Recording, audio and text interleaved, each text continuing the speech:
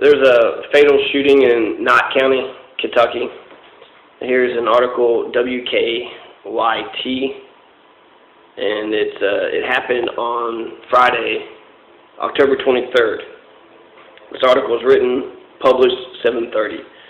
So neighbors say that when he was in his right mind, he was a good neighbor. Kentucky State Police are trying to find answers to what happened in a Knott County shooting that left one man dead on Thursday night. The neighbor spoke to WYNG about Stephen H. Brock, the 53-year-old man shot by Luke Pridemore, Kentucky State Police trooper, who the KSP say that Stephen H. Brock made an aggressive motion with one hand behind his back. So he has one hand behind his back, makes an aggressive motion, boom, boom, boom, boom. He's dead. At 6:30, Kentucky State Police received a call that 53-year-old Stephen Brock was making threats to shoot anyone who came on his Neely Creek Road property, which he doesn't have a right to, threaten, but it's conditional, right? If you come on my property, I shoot you. That's what private property is, castle law. It's trespassing. He doesn't even have to issue the threat. He doesn't even have to say it. That's just how it is, right? If you come up on my lawn, you don't have to say it. It's the law, right? And so that's not, I don't know. I'm not afraid. That doesn't seem like a criminal to me, just somebody that's frustrated with maybe neighbors or people walking on his lawn or something.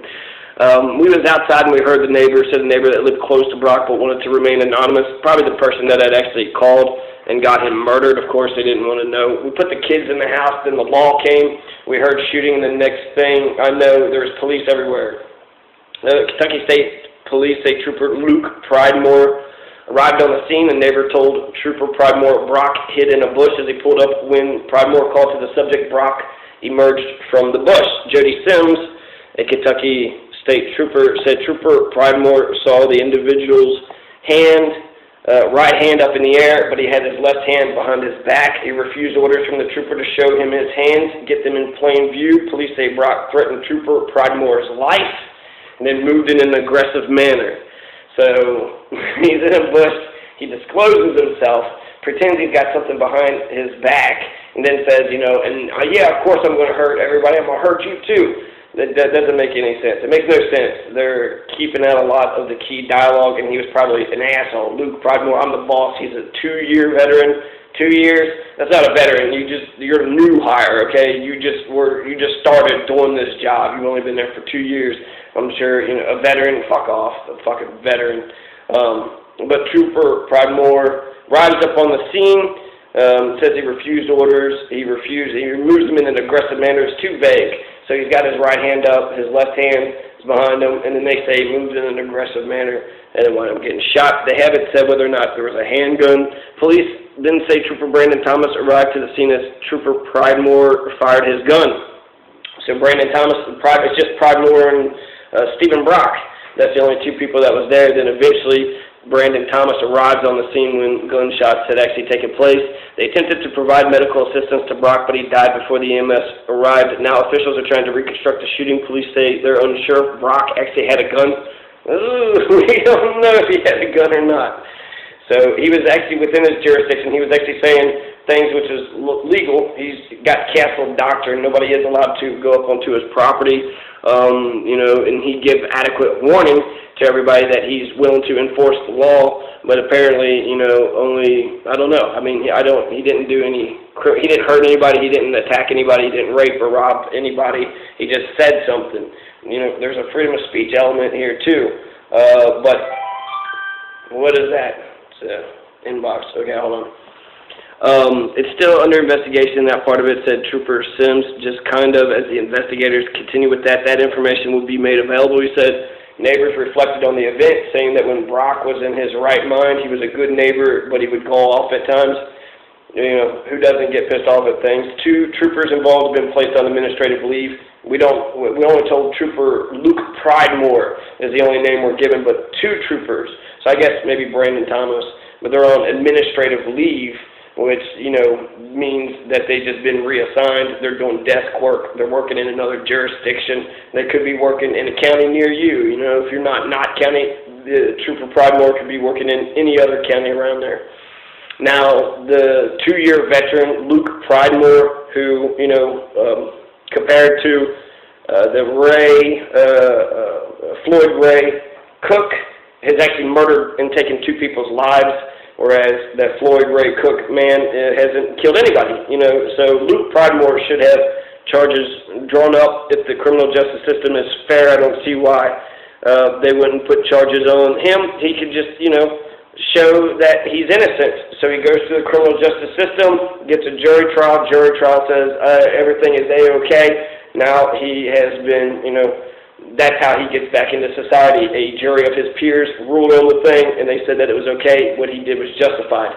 But they don't even do that. They're sweeping this under the rug, don't even get to the grand jury. No charges are filed.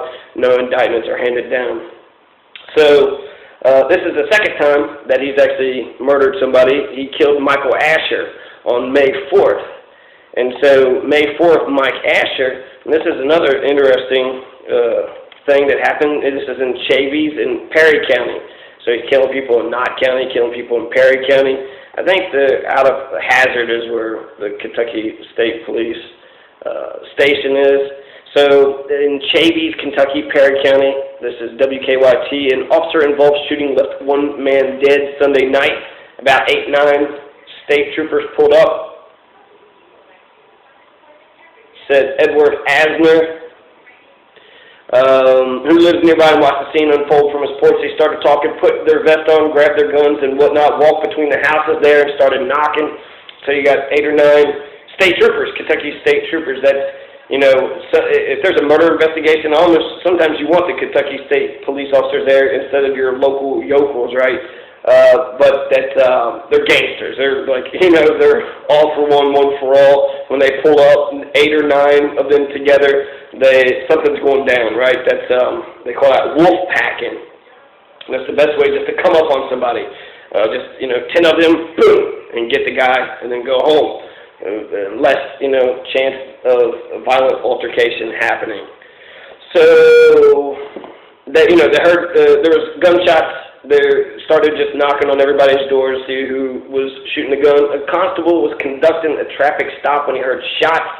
According to Trooper Jody Sims, Kentucky State Police, the constable Ben Stidham called for backup when they heard those shots. When police arrived at a camper behind a house, they tried to get in touch with the man inside, who they identified as Michael Asher, 53 of Chaves. Dispatchers also tried to reach them by phone, but could not. Said Sims, Asher eventually came out of the camper.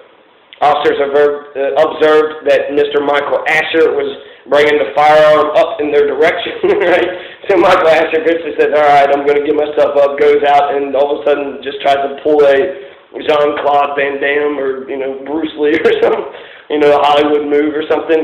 It just seems insane that you would open the door, if that's the way he's going to go out, but I don't know. It's not one thing then another. Asher eventually came out of the camper, but he had a gun, right? So he opened the door with guns ready, with guns blazing. That would be the way to do that if he intended harm. Lucas Hurt also lives nearby, said he did not expect something like this.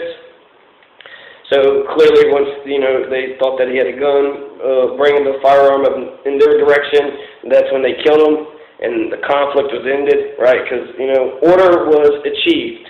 You had a crazy man, going around saying he was going to do things. You got this crazy old man, firing a gun randomly at probably a turkey or something in the backyard.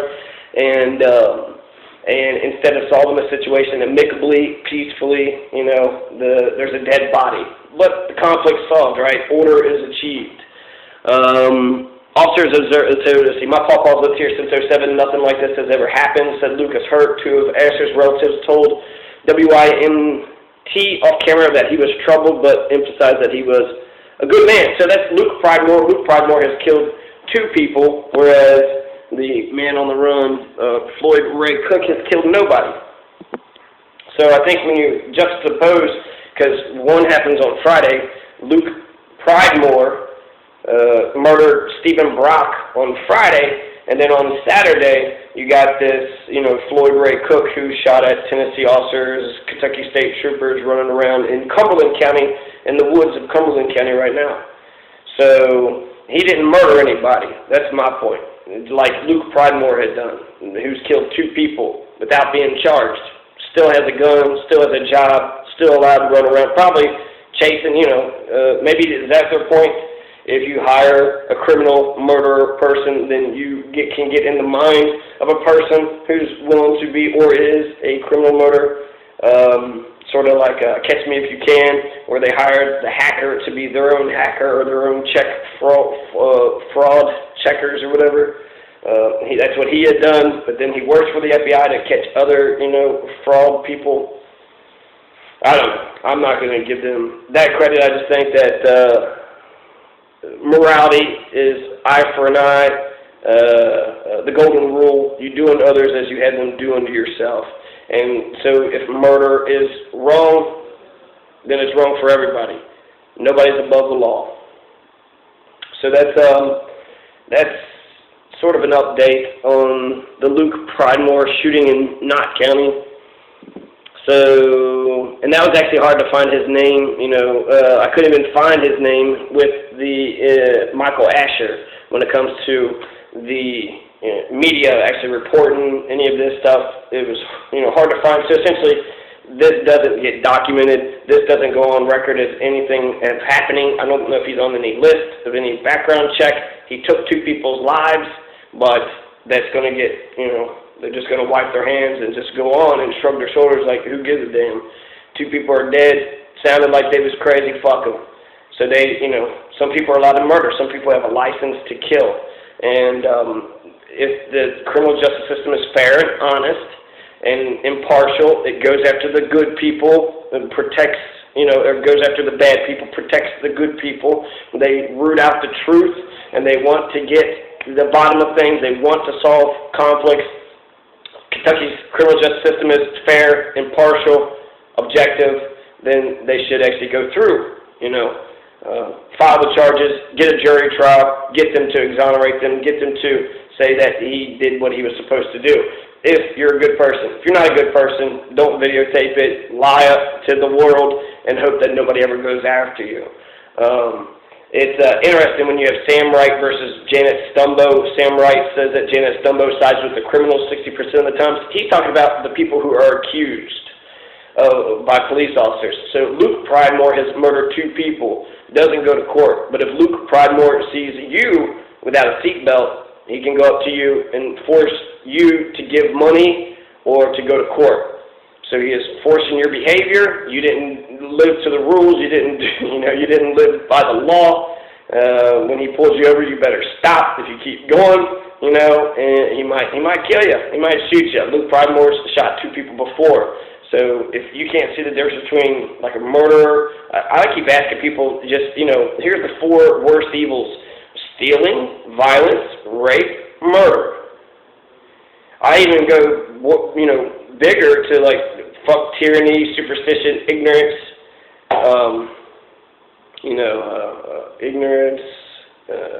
hypocrisy. So, it's not just those big evils. I have a strong moral core, strong sense of morality, strong sense of justice, and it's just an eye for an eye. Whatever you wouldn't want done to you, you don't do to other people. And so if we can't even agree on those 4 big things, rape, murder, stealing, and murder are evils, if you're a badge-wearing, uniform-wearing, cop, you can't hurt people. You cannot commit crimes. If you're trying to go after a criminal, I can understand some leeway, but if you murder somebody, you're taking away everything that they are. You're also, condemning them to die right then and there. Some people question the death penalty. Are we allowed to, if a person did go around killing a lot of people, strap them up and electrocute them? It takes years in order to get something like that done. Kentucky has only had, 2 executions in the last 20 years? So, but executions by police officers, this year we've had 16. So 16 people have already been murdered by cops in the hands of Kentucky police. Are they justified? Are they not? I don't know. Today, there's an awesome website, The Guardian, has Ricky Keaton, 57, was murdered in Mississippi. But, none from Kentucky. Last time Kentucky had a cop shoot somebody was, a while ago. 16 total. But that's, even though we haven't condemned anybody to death through judicial court, for them to go through the system and to be put on, to be put down to get their lethal injection, to be hung, you know, to have be in front of a firing squad. However the punishment actually goes down, we haven't had a judicial, you know, execution for quite some time. But police executions, we've had 16. Life or death situations, you know, I see the reason, I see the point. Not life and death situations, not physical violent situations. Fuck that. What the fuck? You know what I mean? And supposedly there was guns involved in both cases, except for, you know, Stephen Brock.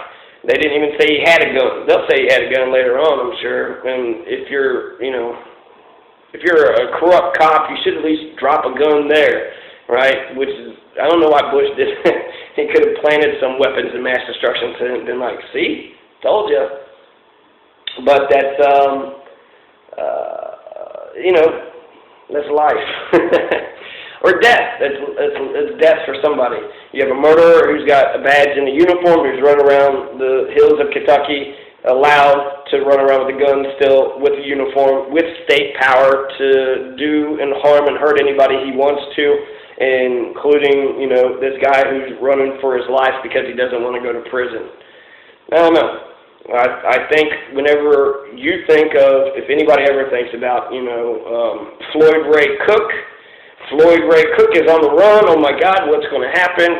Also think about Luke Pridemore at the same time, because Luke Pridemore murdered a man the day before that Floyd Ray Cook started running.